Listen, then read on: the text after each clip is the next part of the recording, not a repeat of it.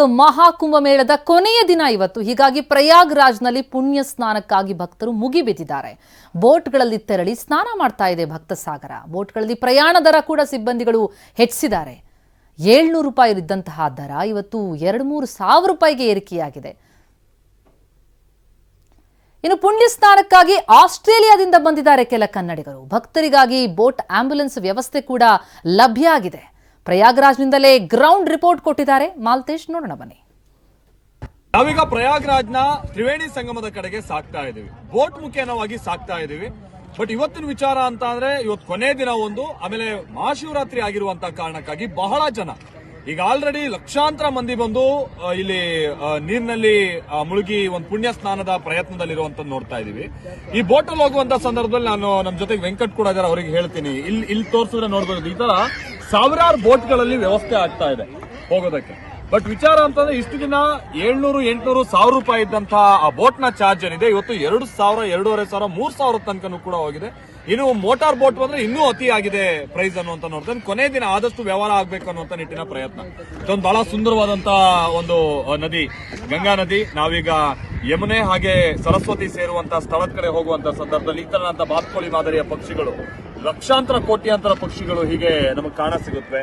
ನೋಡಿ, ಈ ಭಾಗದಲ್ಲಿ ತೋರಿಸಬಹುದು ನೀವು ವೆಂಕಟ್, ಈ ಕಡೆ ಹಾಗೆ ಪ್ಯಾನ್ ಮಾಡಿದ್ರೆ ಇಲ್ಲಿ ನೋಡಿ, ಈ ತರದ ಸಾವಿರಾರು ಬೋಟ್ ಗಳಲ್ಲಿ ಜನ ಓಡಾಡ್ತಾ ಇರೋದನ್ನ ನೋಡಬಹುದು. ಒಂದು ಅದ್ಭುತವಾದಂತ ದೃಶ್ಯ ಇದನ್ನೆಲ್ಲ ನೋಡೋಕೆ. ಆ ಕಡೆ ನಾವು ನೋಡ್ತಾ ಇದೀವಲ್ಲ, ಅದು ಅಲಹಾಬಾದ್ ಕೋಟೆ ನಾವು ಆ ಕಡೆ ಗಮನಿಸ್ತಾ ಇರುವಂತದ್ದು. ಅದರ ಅಕ್ಕಪಕ್ಕದಲ್ಲಿರುವಂತಹ ನೂರಾರು ಸಾವಿರಾರು ಬೋಟ್ ಗಳನ್ನ ನೀವು ನೋಡಬಹುದು. ಹೀಗೆ ಸೆಕ್ಟರ್ ವೈಸ್ ಏನಿಲ್ಲ, ಸೆಕ್ಟರ್ 1, ಸೆಕ್ಟರ್ 2 ಅಂತ 30ಕ್ಕಿಂತ ಹೆಚ್ಚಿನ ಸೆಕ್ಟರ್ ಇದೆ. ಅಂತ ಕಡೆ ಒಂದ್ ಕಡೆ ಅಲ್ಲೇ ಹೋಗಿ ಡಿಪ್ ಮಾಡೋದಕ್ಕೆ ಕೊಟ್ಟಿರುವಂತ ಅವಕಾಶ, ಮತ್ತೊಂದ್ ಕಡೆ ಈ ರೀತಿಯಂತ ಬೋಟ್ ನ ಮುಖೇನವಾಗಿ ಹೋಗುವಂತ ಅವಕಾಶ, ಇದನ್ನು ಬಹಳ ಜನ ಸರದಿ ಸಾಲಲ್ಲಿ ನಿಂತು ಬಳಸ್ಕೊಳ್ತಾ ಇದಾರೆ. ಕನ್ನಡಿಗರು ಬಹಳ ಮಂದಿ ಇದ್ದಾರೆ. ಇನ್ಫ್ಯಾಕ್ಟ್ ನಾವಿವತ್ತು ಬೋಟ್ ನಲ್ಲಿ ಹೋಗುವಂತ ಸಂದರ್ಭದಲ್ಲಿ ನಮ್ಗೆ ಜೊತೆ ಆಗಿರುವಂತದ್ದು ಕೂಡ ಬೆಂಗಳೂರಿನಿಂದ ಬಂದಿರುವಂತವ್ರೆ. ಅಶೋಕ್ ಅವರು ಹಾಗೆ ಅನುರಾಗ್ ಅವರು ನಮ್ ಜೊತೆಗಿದ್ದಾರೆ. ಸರ್, ನೀವು ಬೆಂಗಳೂರಲ್ಲಿ ಯಾವತ್ತಿಂದ ಬೆಂಗಳೂರಿಂದ ಬಂದಿದ್ದು, ಹೇಗಿದೆ ಸರ್ ಒಟ್ಟು ವ್ಯವಸ್ಥೆ? ಸರ್, ನಾನು ನಿನ್ನೆ ಬಂದೆ ಬೆಂಗಳೂರಿಂದ. ಆಕ್ಚುಲಿ ನಾನು ಆಸ್ಟ್ರೇಲಿಯಾದಲ್ಲಿ ಇರೋದು. ಕುಂಭಮೇಳಕ್ಕೋಸ್ಕರನೇ ಬಂದಿದ್ದೀನಿ ಸರ್. Very nice. ನಾನು ಬಂದು 1 ತಿಂಗಳಾಯ್ತು. ಸೊ ಇವತ್ತು ಮಹಾಶಿವರಾತ್ರಿ ಅಂತ ಹೇಳ್ಬಿಟ್ಟು ಇವತ್ತು ಇಲ್ಲಿ ಬಂದೆ ಸರ್. ತುಂಬಾ ಜನ ಸಾಧು ಸಂತರು, ಯೋಗಿಗಳು, ಒಂದು ಪುಣ್ಯ ಸ್ಥಾನ ಸರ್ ಇದು. ಇದು ಬರೋದು ಒಂದು 144 ವರ್ಷಕ್ಕೆ ಒಂದ್ಸತಿನೇ. ಆದ್ರೆ ಇಂತ ಪುಣ್ಯ ಸಿಗಲ್ಲ ಅನ್ನೋದಕ್ಕೋಸ್ಕರ ಮತ್ತೆ ಬಂದೆ ಸರ್. ಅಂದ್ರೆ ನಿಮ್ದು ಪ್ಲಾನ್ ಇದರಲ್ಲಿ ಬರ್ಬೇಕು ಅನ್ನುವಂತ ನಿಟ್ಟಿನಲ್ಲೇ ಪ್ಲಾನ್ ಮಾಡ್ಕೊಂಡು ನೀವು ಬಂದಿದ್ದ ಆಸ್ಟ್ರೇಲಿಯಾದಿಂದ? ಹೇಗೆ? ಹೌದು ಸರ್, ಪ್ಲಾನ್ ಇತ್ತು. ಅಂದ್ರೆ ನಂದು ಬೇರೆ ಬೇರೆ ಕೆಲಸಗಳು ಇತ್ತು ಇಲ್ಲಿ. ಅದ್ರ ಜೊತೆಲಿ ಇದು ಕೂಡ ಪ್ಲಾನ್ ಇತ್ತು ನನ್ಗೆ. ಹೋಗ್ಬೇಕು ಮಹಾಕುಂಭಮೇಳಕ್ಕೆ ಈ ಸತಿ ಭಾಗಿಯಾಗಬೇಕು ಅನ್ನೋದಕ್ಕೋಸ್ಕರ ಬಂದಿದ್ದೀನಿ ಸರ್. ಓಕೆ. ಅನುರಾಗ್ ಇಲ್ಲ, ಅದೇ ನಾವು ಇದಕ್ಕೆ ಬರ್ಬೇಕು ಅಂತ ಒಂದು 2 months ಇಂದ ನೋಡ್ತಿದ್ವಿ. ಹೈಪ್ ಕ್ರಿಯೇಟ್ ಮಾಡಿದಾಗ್ಲಿ ಇದೆಲ್ಲ ಆಗ್ಲಿ. ಸೊ ನಮ್ಗೆ ಗೊತ್ತಿರ್ಲಿಲ್ಲ ಇವತ್ತು ಶಿವರಾತ್ರಿ ದಿವಸನೇ ನಮ್ಗೆ ಈ ಚಾನ್ಸ್ ಸಿಗುತ್ತೆ, ಅವತ್ತಿನ ದಿವಸನೇ ನಾವು ಈ ಪುಣ್ಯ ಸ್ನಾನ ಮಾಡ್ತೀವಿ ಅಂತ. ತುಂಬಾ ಖುಷಿ ಆಗ್ತಿದೆ. ಇಲ್ಲೆಲ್ಲ ಜನ ನೋಡಿ, ಒಂದು ಪಾಸಿಟಿವ್ ವೈಬ್ಸ್. ಸೊ ನಾವು ಒಂದು ಪಾರ್ಟ್ ಆಗಿದೀವಿ ಅನ್ನೋದು ಒಂದು ಲೈಫ್ ಟೈಮ್ ಮೆಮೊರಿ. ಆಂಬುಲೆನ್ಸ್ ಗಳನ್ನ ಕೂಡ ನೋಡ್ಬೋದು ನೀವು. ಬೋಟ್ ಮಾದರಿಯ ಆಂಬುಲೆನ್ಸ್ ಗಳು ಇಲ್ಲೂ ಕೂಡ ಓಡಾಡ್ತಾ ಇವೆ, ನೋಡ್ಬೋದು ನೀವು ಅಲ್ಲಿ. ಸೊ ಏನಾದ್ರೂ ಈ ನಾವು ಬೋಟಲ್ಲಿ ಹೋಗುವಂತ ಸಂದರ್ಭದಲ್ಲಿ ಸಮಸ್ಯೆ ಮತ್ತೊಂದಾದ್ರೆ ಕೂಡಲೇ ಅಲ್ಲಿ ತುರ್ತಾಗಿ ನಮಗೆ ಫಸ್ಟ್ ಏಡ್ ವ್ಯವಸ್ಥೆ ಅಥವಾ ಹೆಚ್ಚಿನ ಚಿಕಿತ್ಸೆ ಏನಾದ್ರೂ ಬೇಕಾದ್ರೆ ಆ ವ್ಯವಸ್ಥೆಗೋಸ್ಕರ ಆಂಬುಲೆನ್ಸ್ ಗಳು ಕೂಡ ಇಲ್ಲಿ ಓಡಾಡ್ತಾ ಇರುತ್ತವೆ. ಹೀಗೆ ಬಹಳ ಅಚ್ಚುಕಟ್ಟಾಗಿ ಇಲ್ಲಿ ಮಾಡ್ಕೊಂಡಿರುವಂತ ವ್ಯವಸ್ಥೆ ನೋಡ್ಬೋದು.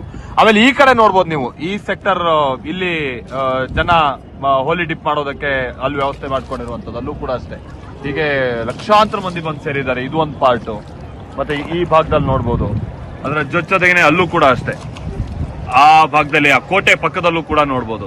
ಹೀಗೆ ಎಲ್ಲೆಲ್ಲಿ ಈ ರೀತಿಯಂತ ಹೋಲಿ ಡಿಪ್ ಮಾಡೋಕೆ ಅವಕಾಶ ಇದೆ ಅಥವಾ ಬೋಟ್ ಗಳನ್ನು ಕರ್ಕೊಂಡು ಹೋಗೋದಕ್ಕೆ ಅವಕಾಶ ಇದೆ, ಅಲ್ಲೆಲ್ಲ ಕೂಡ ಈ ರೀತಿಯಾಗಿ ಲಕ್ಷಾಂತರ ಮಂದಿ ಸೇರಿ ಇವತ್ತು ಒಂದು ಶಿವರಾತ್ರಿಯ ಉತ್ಸವದ ಸಂದರ್ಭದಲ್ಲೇ ನಾವೊಂದು ಪುಣ್ಯ ಸ್ನಾನ ಮಾಡಬೇಕು ಅನ್ನುವಂತ ನಿಟ್ಟಿನ ವ್ಯವಸ್ಥೆ ಇಲ್ಲೂ ಕೂಡ ನೋಡ್ತಾ ಇದ್ದೀರಾ.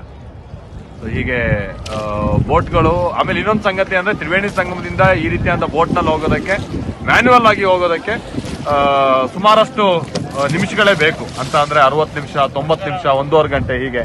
ಸೊ ಆದ್ರೆ ಅದಕ್ಕೆ ಸಂಬಂಧಪಟ್ಟಾಗಿ ನಾವು ವ್ಯವಸ್ಥೆಗಳು ಬಹಳ ಅಚ್ಚುಕಟ್ಟಾಗಿರುವಂತ ಕಾರಣಕ್ಕಾಗಿ ಅಷ್ಟೇನು ಗೊಂದಲ ಆಗಲ್ಲ. ನಿಮಗೆ ಪ್ರಯಾಗ್ರಾಜ್ನಿಂದ TV9 ವಿಶೇಷವಾಗಿ ನಿಮ್ಗೆ ಇಲ್ಲಿನ ಇವತ್ತಿನ ಸನ್ನಿವೇಶ ಹೇಗಿದೆ, ಇವತ್ತಿನ ಆಚರಣೆ, ಉತ್ಸವ, ಈ ಸಂಭ್ರಮ ಹೇಗೆ ಕಂಡು ಬರ್ತಾ ಇದೆ ಅನ್ನೋದಕ್ಕೆ ಸಂಬಂಧಪಟ್ಟಂಗೆ ವಿವರಿಸ್ತಾ ಇರುವಂತಹ ರೀತಿ ಕ್ಯಾಮರಾಮನ್ ವೆಂಕಟ್ ಅವ್ರ ಜೊತೆಗೆ ಮಾಲ್ತೇಶ್, ಪ್ರಯಾಗ್ರಾಜ್.